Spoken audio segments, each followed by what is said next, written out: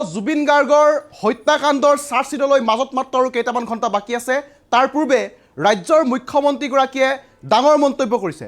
ৰাজ্যৰ মুখ্যমন্ত্ৰীগৰাকীয়ে কৈছে যে আদালতে জুবিন গাৰ্গক ন্যায় দিবই আৰু দোষীক কঠোৰতকৈ কঠোৰ শাস্তি প্ৰদান কৰিব। আমি ন্যায় ব্যৱস্থাৰ ওপৰত আস্থা ৰাখিব লাগিব, আমি বিশ্বাস ৰাখিব লাগিব আৰু কাইলৈৰ পৰা ন্যায়িক প্ৰক্ৰিয়া আৰম্ভ হ'ব।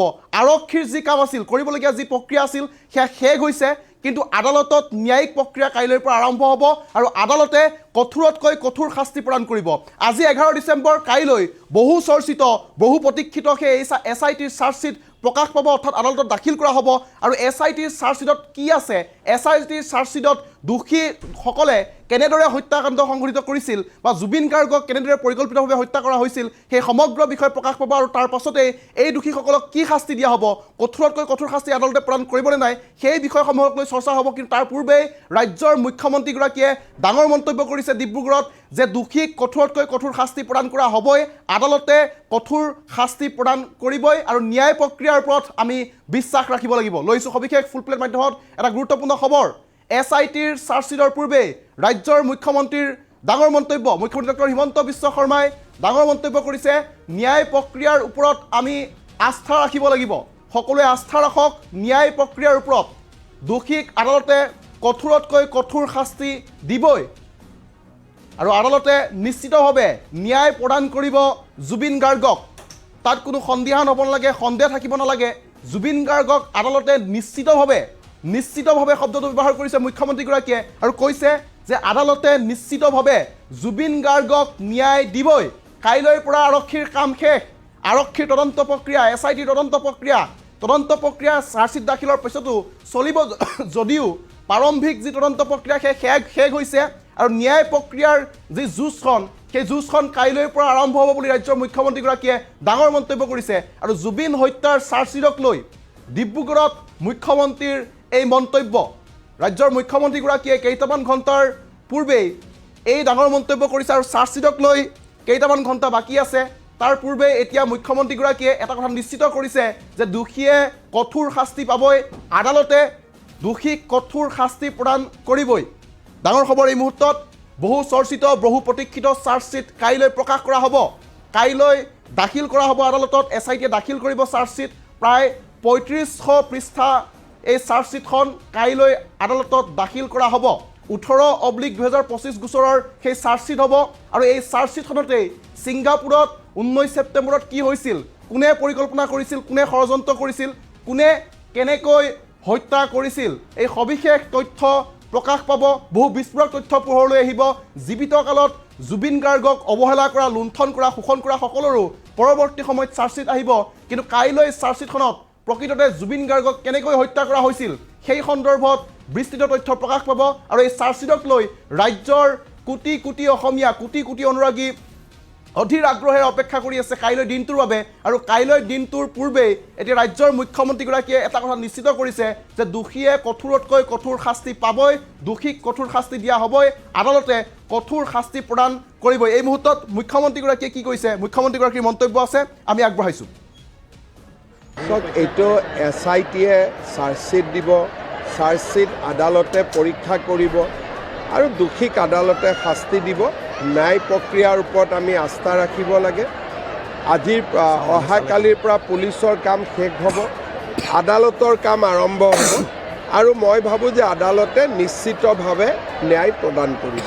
এইটো SITয়ে চাৰ্জশ্বিট দিব, চাৰ্জশ্বিট আদালতে পৰীক্ষা কৰিব আৰু দোষীক আদালতে শাস্তি দিব। ন্যায় প্ৰক্ৰিয়াৰ ওপৰত আমি আস্থা ৰাখিব লাগে। অহাকালিৰ পৰা পুলিচৰ কাম শেষ হ'ব, আদালতৰ কাম আৰম্ভ হ'ব আৰু মই ভাবোঁ যে আদালতে নিশ্চিতভাৱে ন্যায় প্ৰদান কৰিব।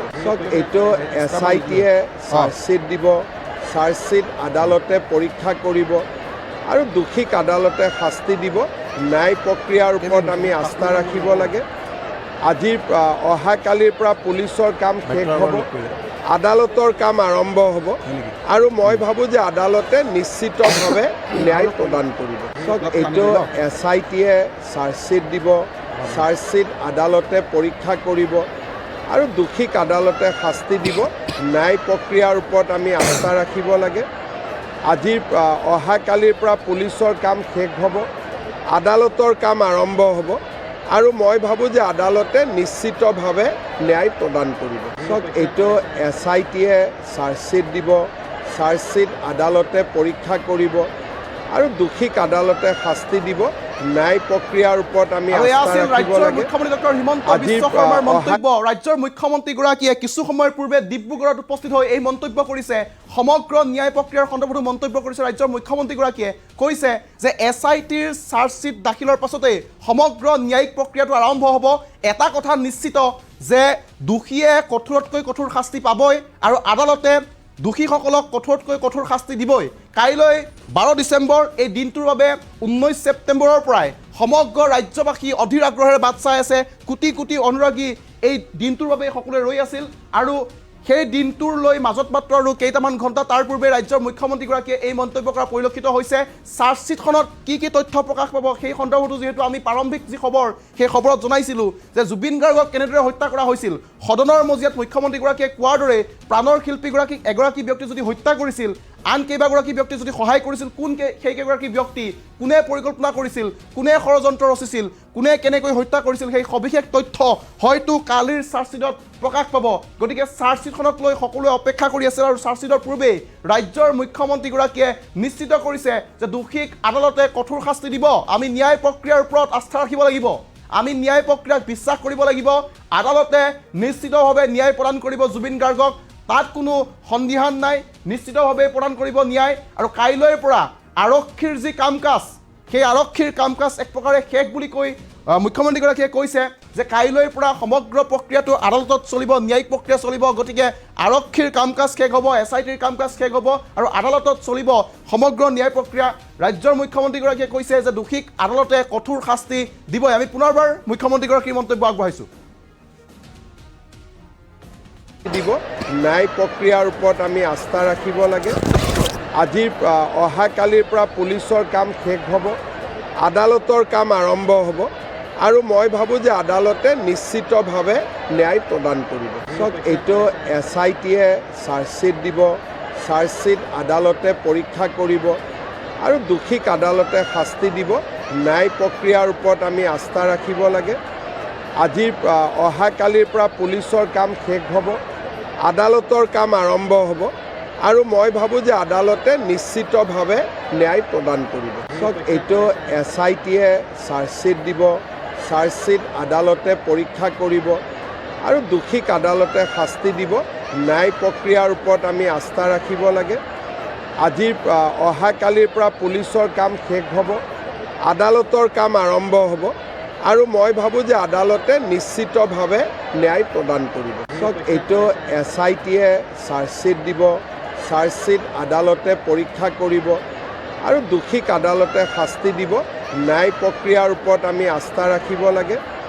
আজিৰ অহাকালিৰ পৰা পুলিচৰ কাম শেষ হ'ব, আদালতৰ কাম আৰম্ভ হ'ব আৰু মই ভাবোঁ যে আদালতে নিশ্চিতভাৱে ন্যায় প্ৰদান কৰিব। চাওক, এইটো SITয়ে চাৰ্জশ্বিট দিব, চাৰ্জশ্বিট আদালতে পৰীক্ষা কৰিব আৰু দোষীক আদালতে শাস্তি দিব।